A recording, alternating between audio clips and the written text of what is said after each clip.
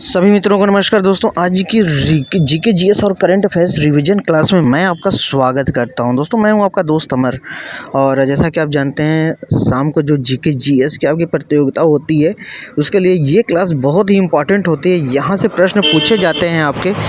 तो आइए दोस्तों नज़र डालते हैं आज के कुछ बेहतरीन प्रश्नों पर। दोस्तों मैं आज आपको ले चलता हूँ हमारे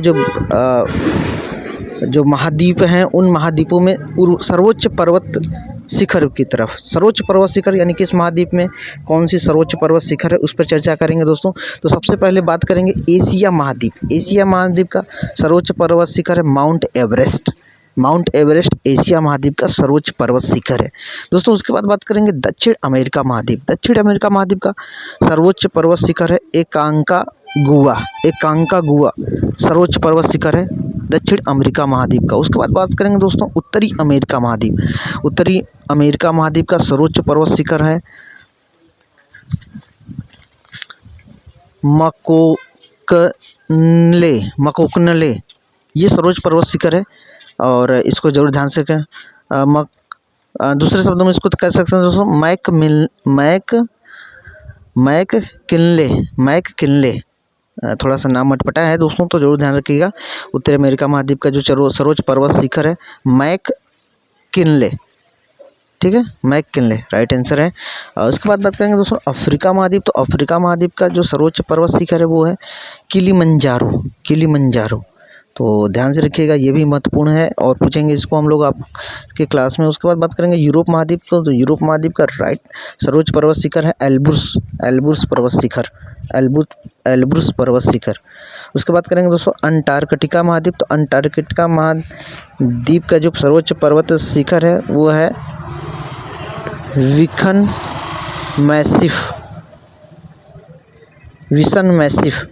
मैसिफ। तो थोड़ा सा अटपटा नाम है दोस्तों, लेकिन ध्यान रखिएगा। उसके बाद बात करेंगे ऑस्ट्रेलिया महाद्वीप का।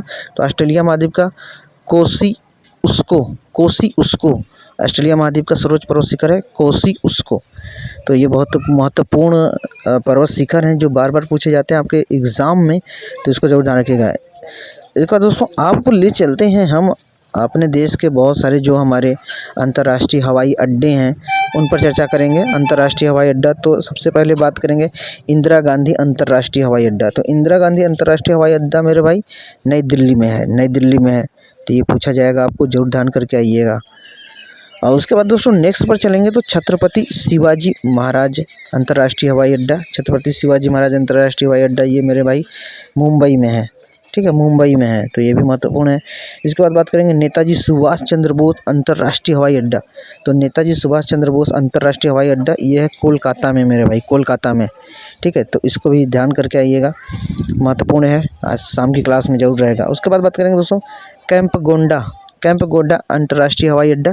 तो कैंपगोंडा अंतर्राष्ट्रीय हवाई अड्डा बंगलौर में है, बंगलौर में, तो इसको भी ध्यान से करके आइएगा, महत्वपूर्ण प्रश्न है, पूछा जाएगा। उसके बाद बात करेंगे दोस्तों राजीव गांधी अंतर्राष्ट्रीय हवाई अड्डा। तो राजीव गांधी अंतर्राष्ट्रीय हवाई अड्डा हैदराबाद में है, हैदराबाद, महत्वपूर्ण है, पूछा जाएगा। उसके बाद बात करेंगे दोस्तों बिरसा मुंडा अंतर्राष्ट्रीय हवाई अड्डा। बिरसा मुंडा अंतर्राष्ट्रीय हवाई अड्डा रांची में है।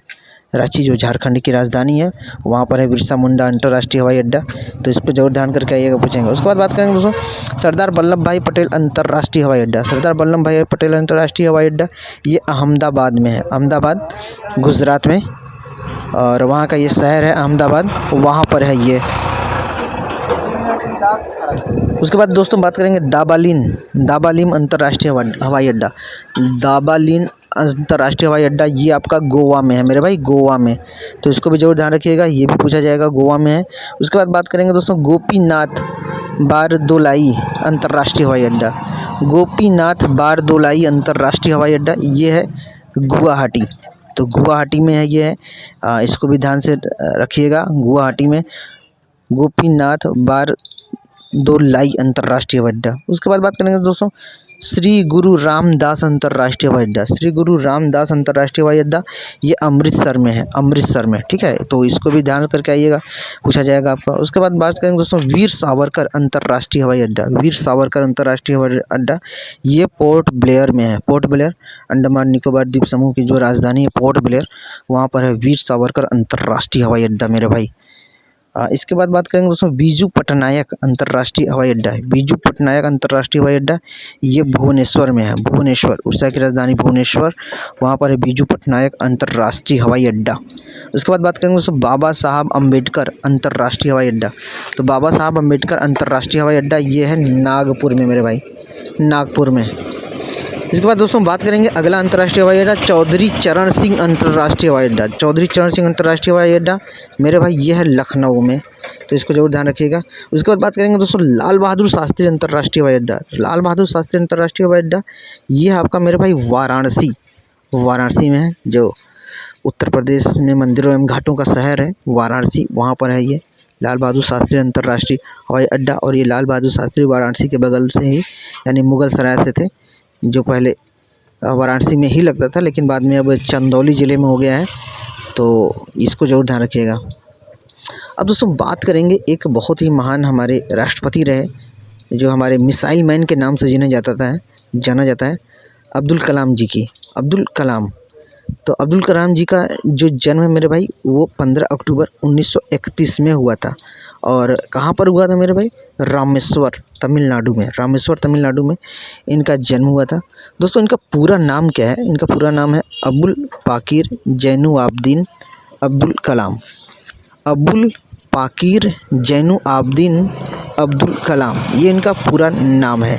दोस्तों इनके फादर जी का नाम था जैनुलाब्दीन। तो जैसा आप जानते हैं कि दक्षिण भारत में माता पिता सबका नाम बच्चों के साथ जुड़ जाता है, तो ऐसा ही कुछ इसलिए इनका इतना बड़ा नाम है अबुल पाकिर जैनुलाब्दीन अब्दुल कलाम। दोस्तों बात करेंगे कि ये अब्दुल कलाम जी कब तक हमारे देश के राष्ट्रपति रहे, तो ये 25 जुलाई 2002 से 25 जुलाई 2007 तक हमारे देश के राष्ट्रपति रहे।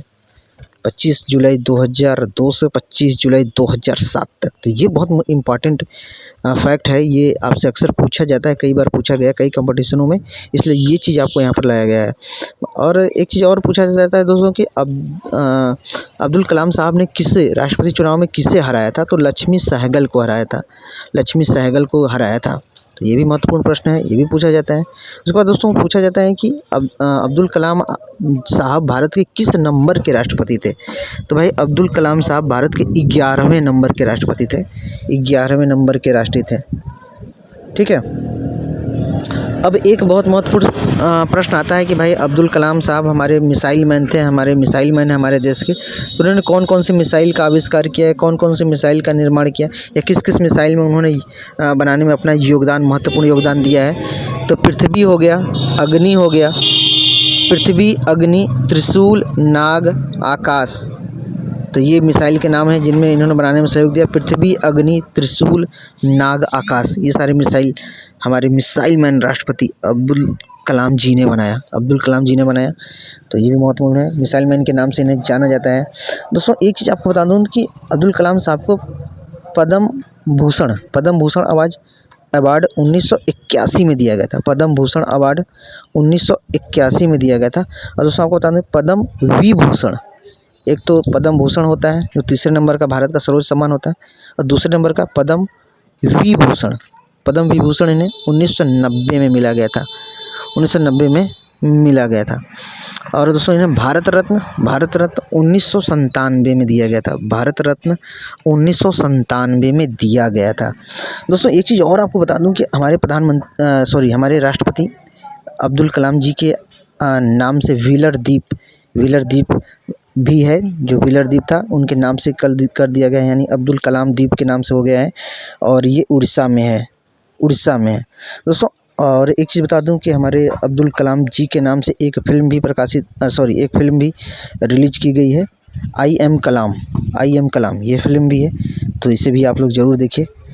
और दोस्तों आपको बता दें कि अब्दुल कलाम साहब ने कुल 25 किताबों की रचना की है, कुल 25 उन्होंने किताब भी लिखे हैं, तो ये भी महत्वपूर्ण है। ऐसे भी प्रश्न पूछ सकता है कि अब्दुल कलाम साहब जी ने कुल कितने किताबों की रचना की, तो कुल 25 किताबों की उन्होंने रचना की है। अगला प्रश्न है दोस्तों कि अब्दुल कलाम जी का आत्मकथा किस नाम से है? जो उन्होंने आत्मकथा लिखी है वो मेरे भाई विंग्स ऑफ फायर के नाम से है। इसके बाद दोस्तों बात करेंगे कि अब्दुल कलाम जी का जो जन्मदिन है, यानी 15 15 अक्टूबर को विश्व स्टूडेंट डे के रूप में मनाया जाता है। 15 अक्टूबर को जो उनका जन्म हुआ है उसको विश्व स्टूडेंट डे के रूप में मनाया जाता है। जैसा मैंने बताया कि उनका जन्म जो हुआ था 15 अक्टूबर 1931, तो 15 अक्टूबर के दिन को वर्ल्ड स्टूडेंट डे के रूप में मनाते हैं। दोस्तों अगला है बात, जो इम्पोर्टेंट प्रश्न है कि अब्दुल कलाम जी कब हमारे से विदा हो गए, यानी कब उनकी मृत्यु हो गई। तो है मेरे भाई 27 जुलाई 2015 को, 27 जुलाई 2015 को अब्दुल कलाम साहब जी हमसे विदा हो गए। और हालांकि अब्दुल कलाम जी नहीं हैं, लेकिन उनके द्वारा जो किए गए कार्य हैं, जो उन्होंने हमारे देश को आगे बढ़ाने के लिए जो मिसाइल बनाई और जो भी उनका योगदान है विज्ञान के क्षेत्र में, उन्होंने एक उनकी बहुत अच्छी बात तो वो कही है कि रुकना नहीं है, थकना नहीं है, हमेशा ही आगे बढ़ते रहना है। उन्होंने विज़न 2020 भी देखा था, भारत के लिए जो विज़न 2020 उनकी ही देन है। उन्होंने भारत के एक विकसित भारत की सपना देखा था, एक विकसित भारत की कल्पना की थी। तो ये बहुत सारे फैक्ट हैं अब्दुल कलाम जी के बारे में मेरे भाई। तो आज शाम की क्लास में यहाँ से प्रश्न रहेगा, तो आप लोग ज़रूर आइएगा। बहुत बहुत धन्यवाद, बहुत बहुत वेलकम, आपका दिन शुभ हो।